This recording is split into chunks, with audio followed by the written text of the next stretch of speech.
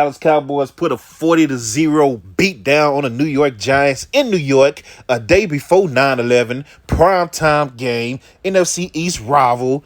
I don't want to hear none of that talk because I know the national media is going to try to spin the narrative and say, oh, it's just the Giants. It's Daniel Jones, it's this and that. The offensive line ain't that good, yada, yada, yada. But let's not forget that all last week, everybody in the national media was picking the Giants to win the game. I do not buy that Daniel Jones and the Giants are regressing. Daboll, year 2 with Daniel Jones and better weapons, is a better Daniel Jones. He may have a ceiling. Giants, shock America. I'm taking the hook, 3.5. They beat the Cowboys 27-24. What is that wow you just uttered? I don't want to hit nothing now. You even had Tiki Barber get on and say, oh, I'll take Daniel Jones 100 out of 100 times over Dak Prescott. I'll take Daniel Jones over Dak Prescott 100 out of 100 times. And I think most people would agree with you. You think most people would agree with you? Most people would agree based with on last year, based on, I'd agree with you, but over their careers, no, I wouldn't. Based on the projection of where both of these players are going. Your thoughts? What? What? What is wrong with you? What are you smoking?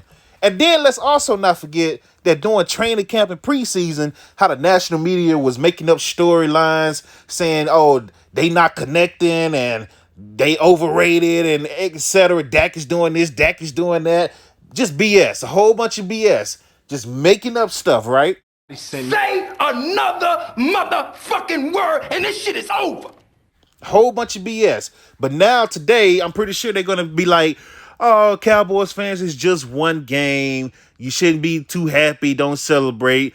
Nah, Cowboys fans celebrate that because it's not just one game. And the reason it's not just one game is because this defense is just picking up from where they left off last year.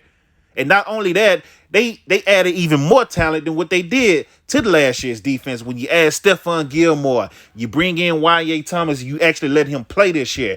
Marquise Bell, who's on the practice squad, you let him play this year, and he's playing more of a safety linebacker hybrid position. You got Y.A. Thomas playing a safety nickel hybrid position.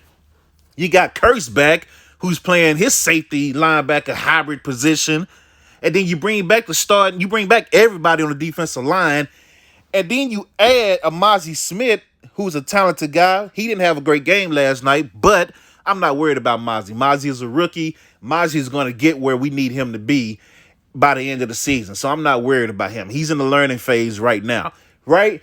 Then you add a Stephon Gilmore, who we didn't have last year. So last year, the best corner on the other side of Diggs was Deron Bland. Deron Bland is playing the nickel slot now. He's playing a slot cornerback now because we got all-pro Stephon Gilmore on the other side, something we did not have last year. So this is not just, oh, it's just one game. No, this defense is picking up where they left off last year. Last year they were very good. Even in the loss in the playoff game against the 49ers, they were great the whole game until they got tired at the end because the offense couldn't move the ball and the offense couldn't stay on the field.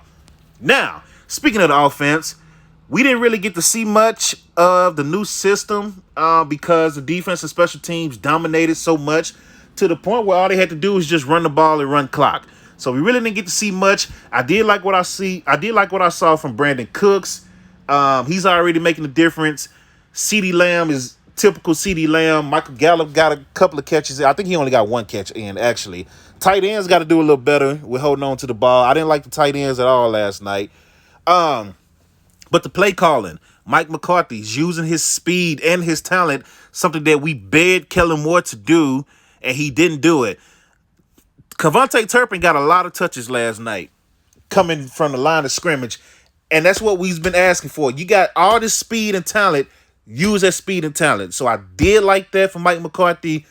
Hopefully we'll see more, when they play the Jets.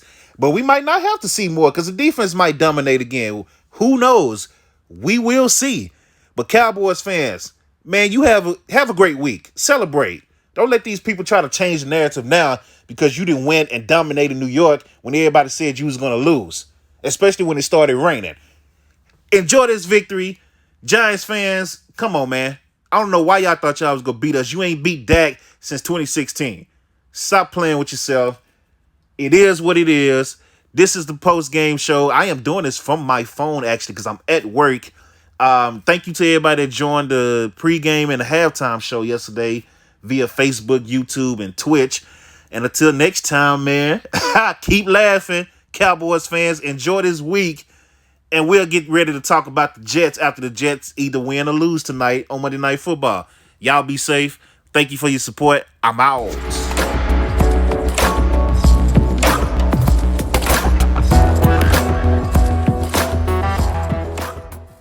I just want to send much love, good energy, positive vibes, prayers, and condolences to anybody that was affected by the 9/11 tragedy over 20 years ago.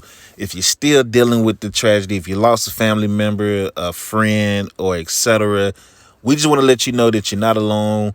We still think about you. We haven't forgotten. We would never forget. We love you. Keep your head up. Keep it pushing. And everything will be all right. Y'all be safe.